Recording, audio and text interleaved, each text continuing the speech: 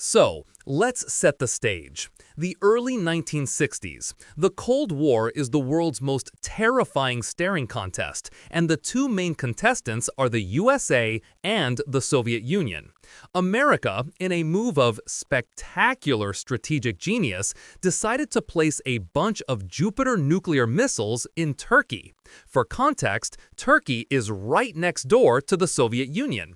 This is the geopolitical equivalent of standing on your neighbor's lawn and pointing a shotgun at his living room window. The Soviets, understandably, were not thrilled. Nikita Khrushchev, a man who looked like everyone's angry grandfather, saw this as a personal insult.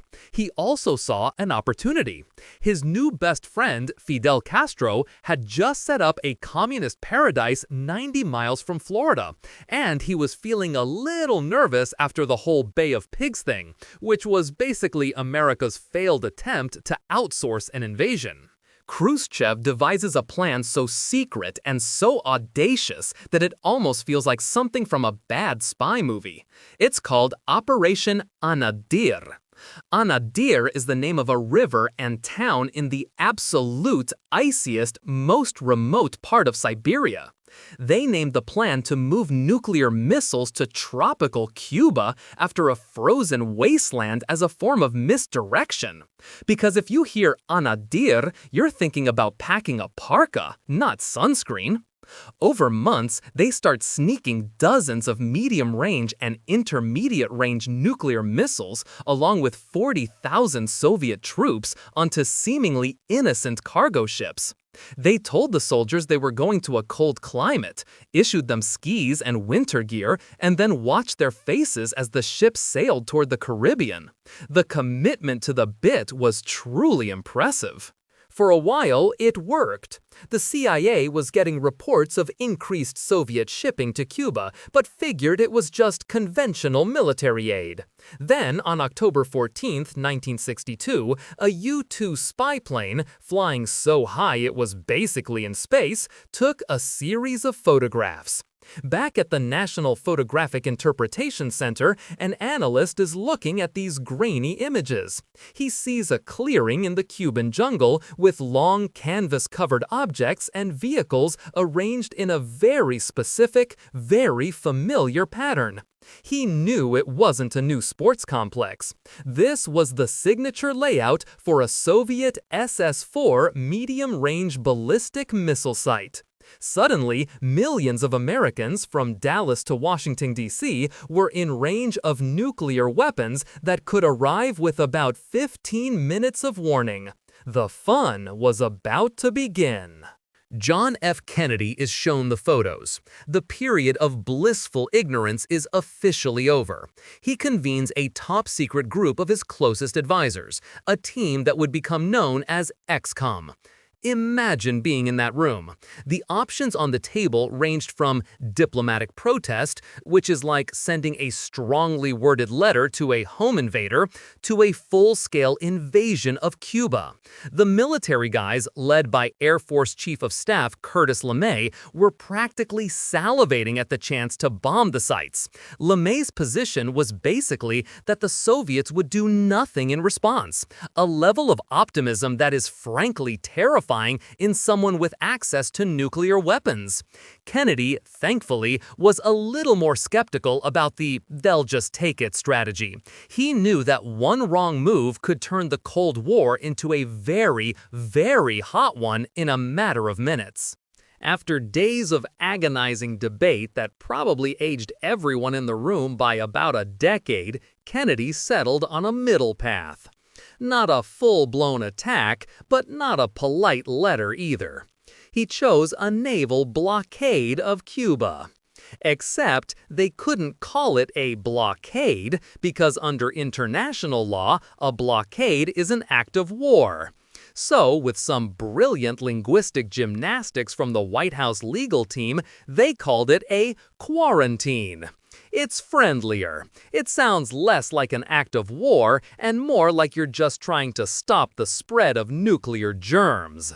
On October 22nd, Kennedy went on national television and told the American people and the world that there were Soviet nukes in Cuba and a line of U.S. Navy ships was about to surround the island. The global staring contest was now a game of chicken on the high seas. This is where things go from extremely serious to I should probably spend some time with my loved ones. The U.S. military went to DEFCON 3. Then, for the first and only time in history, the Strategic Air Command, the part of the military that controls the nuclear bombers, was ordered to DEFCON 2.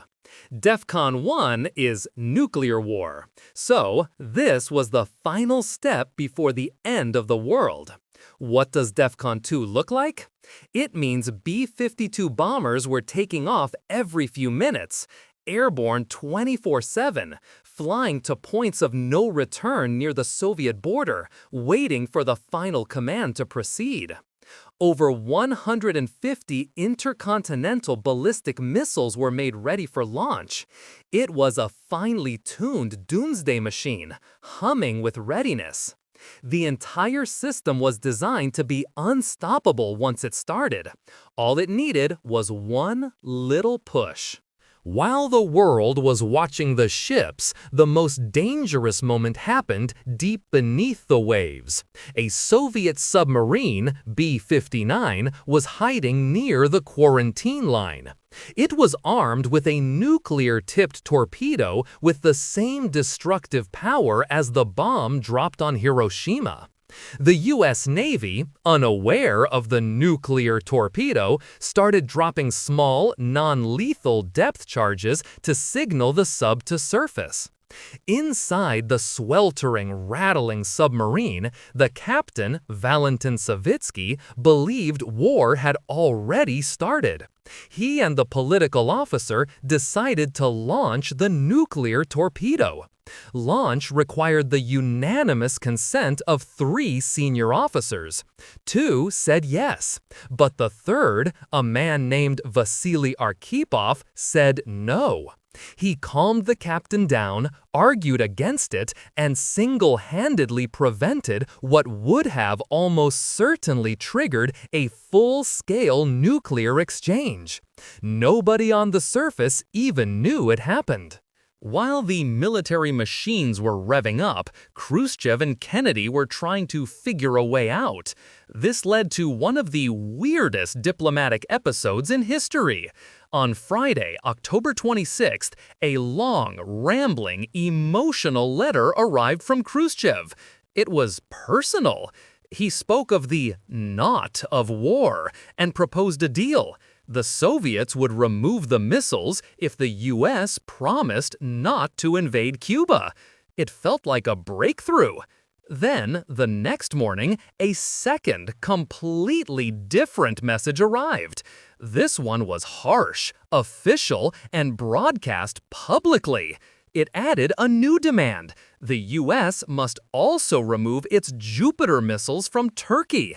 The White House was baffled. Did Khrushchev get overthrown? Was this a trick? Robert Kennedy came up with a beautifully simple solution. Just ignore the second letter. Pretend it never arrived. Publicly accept the terms of the first, more reasonable letter. It was the diplomatic equivalent of, I didn't hear that last part. Just as it seemed a solution was possible, things got worse. On October 27th, now known as Black Saturday, an American U-2 spy plane was shot down over Cuba. The pilot, Major Rudolph Anderson Jr., was killed. This was the first and only combat casualty of the crisis. The shot was fired by a Soviet SAM missile crew. The horrifying part? The local Soviet commander in Cuba gave the order to fire without any authorization from Moscow. He just did it. Back in Washington, the pressure on Kennedy to retaliate became immense. His generals were uniform in their demand for an immediate airstrike against the SAM sites. This was the exact scenario they had planned for. A U.S. plane gets shot down, America strikes back, the Soviets retaliate, and then we all die in a nuclear fire. Kennedy somehow held his nerve. He said no. Let's wait. A decision that probably saved civilization. With the world hanging by a thread, Robert Kennedy went to have a secret meeting with the Soviet ambassador, Anatoly Dobrynin. This is where the real deal was made, away from the public posturing. RFK formally accepted the terms of the first letter, no invasion for no missiles. But then he added the secret ingredient. He verbally assured Dobrynin that the Jupiter missiles in Turkey would be removed. It was a gentleman's agreement. There was nothing in writing. It had to be a secret because, for NATO, it would look like America was selling out an ally to save itself. Kennedy just said, look, those missiles are obsolete anyway. They're coming out soon. Just give us a few months so it doesn't look like we're caving. It was the quiet, face-saving off-ramp both sides desperately needed. The public saw a showdown. The reality was a secret trade. The next day, Moscow announced they were dismantling the missile sites. The world collectively exhaled for the first time in 2 weeks. Soviet ships turned around, and you could almost hear the sigh of relief from every sailor on both sides. Kennedy was hailed as a hero who stood firm. Khrushchev was seen as the one who blinked, a perception that would contribute to his removal from power 2 years later. The only person who was absolutely furious was Fidel Castro. Nobody bothered to consult him on the deal to remove the weapons from his country. He felt like a pawn, which, to be fair, he was. A few months later, the U.S. quietly removed the Jupiter missiles from Turkey, just as promised. And the biggest takeaway? They installed the Moscow-Washington hotline, the famous red telephone, so next time they wanted to threaten mutual annihilation, they could do it on a direct, secure line instead of through public radio broadcasts and back-alley meetings. So what's the lesson here? That nuclear brinkmanship is a brilliant and effective foreign policy tool? Absolutely not. The Cuban Missile Crisis is a story about how fragile everything is. It's a story of egos, miscalculations, and sheer dumb luck. It was a crisis created by one side putting missiles where they shouldn't be, in response to the other side putting missiles where they shouldn't be. The world was saved not by brilliant master plans, but by a handful of people in Washington, Moscow, and a sweltering submarine who, in the critical moment, chose to pull back instead of push forward.